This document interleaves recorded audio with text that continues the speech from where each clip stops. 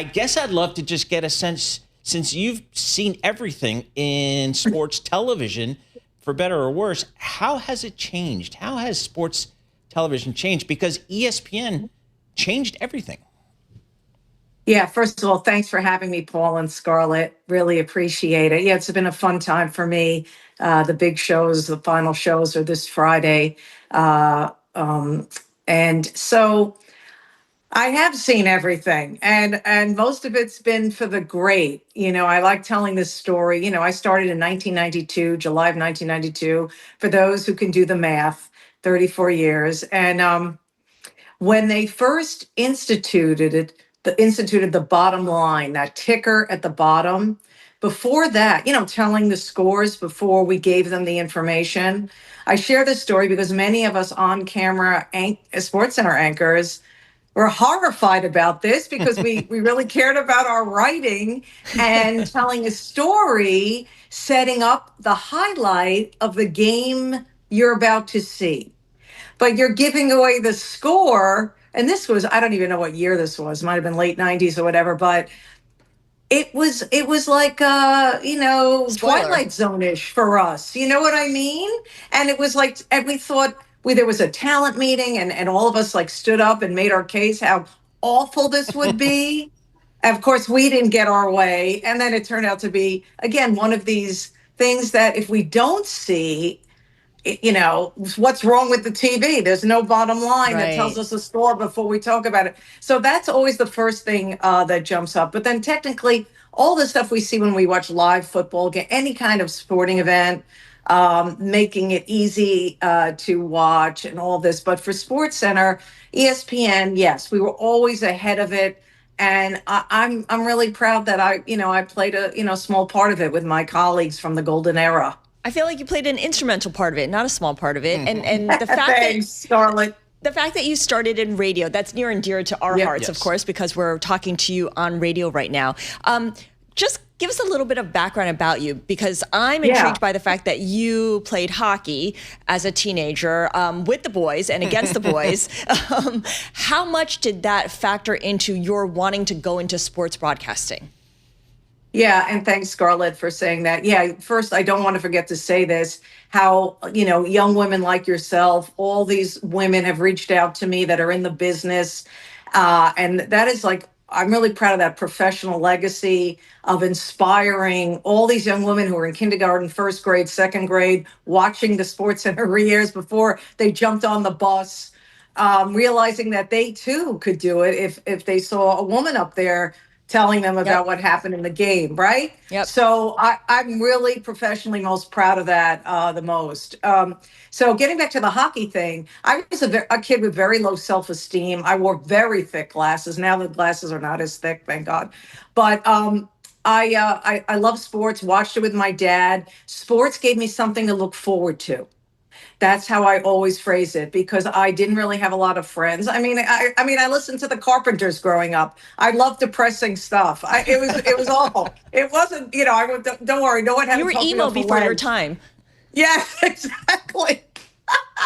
Exactly, Scarlett. So anyway, then I started playing street hockey with the boys, and I realized, I'm really good at this goalie thing. And what I loved about that position is that I could here's this girl, low self-esteem, shy as a wallflower, just kind of melted into the wall, and playing goalie, realizing that I was good at it. And I got contact lenses, by the way, that helped my vision. And then I was like, wow, people are noticing me.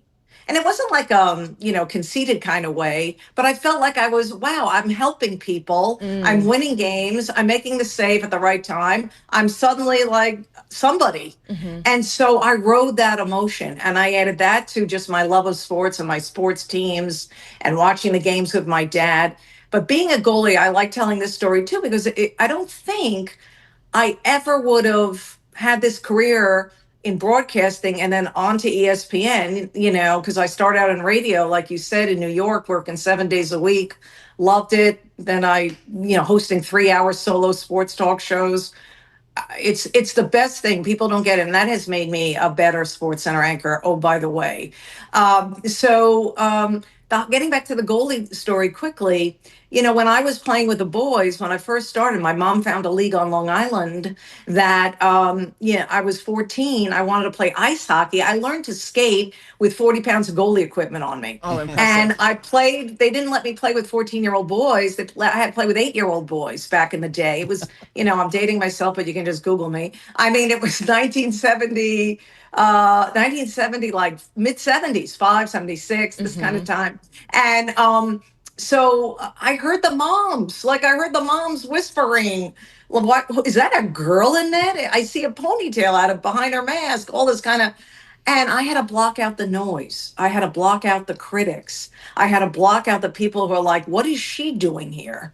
Type of verbiage, type of words that I heard and overheard. Right. And man, if that doesn't prepare you for, breaking into the boys club like I did, and I wrote a book years ago called Conehead, and I kind of put that tagline on it. I don't know what does, because I learned to block out the noise. Right. I had my moments, I had my days, I had my crying episodes in ladies' rooms in various workplaces. I'm only human.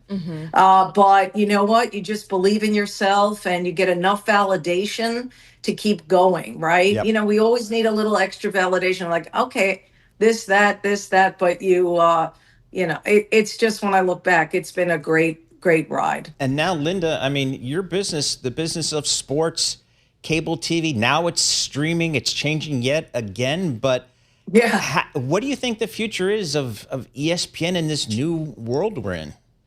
Yeah, I don't have that crystal ball. I just know that, full disclosure, I'm glad I'm not starting out in the business now. It would be things have changed. It'd be very challenging. We know about AI. We know about all that. I'm not saying they're going to I don't know. I'm not going to take the play. We're not going to see robots in SportsCenter chairs. But I'm not sure what we're going to see. On one hand, streaming is exciting. On one hand, AI is exciting.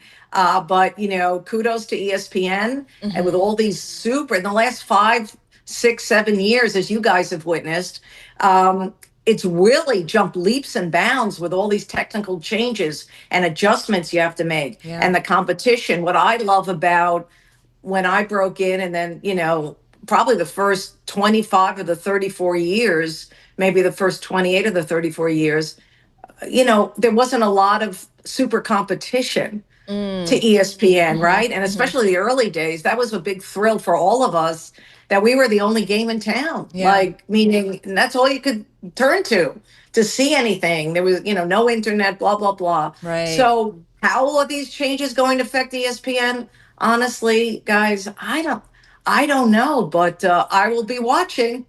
You'll be watching, as will we all be, we'll all be. One question I do have for you, Linda, is that you have always said you approach your job as a fan first, because you are not a professional athlete who then transitioned into becoming an on-air talent. Now that most of the commentators on live sports are former athletes themselves, what do normal people like a Linda Cohn offer that, a Charles Barkley doesn't? I mean, what can you say? What can you bring to the table to audiences that former athletes can't and don't? Yeah, and you're right about your observation that a lot of former athletes have become analysts, and that's great. And, being in a very lower level, a college athlete, I get that. And I've always been athlete friendly, player friendly, that type of thing. But, the young people, the young men and women coming out of college who still want to be in the business, there's so many great things that can hone their skills, whether it's YouTube, whether it's TikTok, all these things, that I didn't have, that many of us didn't have. So I would really concentrate on, even though, AI is there and all that, and it's all about videos now, but the writing, I mean, that is something, the journalistic skill, the writing, you can be way ahead of the former athletes. You can guide them, and the way you speak, the one thing I really had to learn, and thank goodness for radio, guys, because I learned to communicate naturally. Right. Not feel like I was reading something, because I started out doing updates and then I started hosting radio shows, and then you had to suddenly okay, be conversational.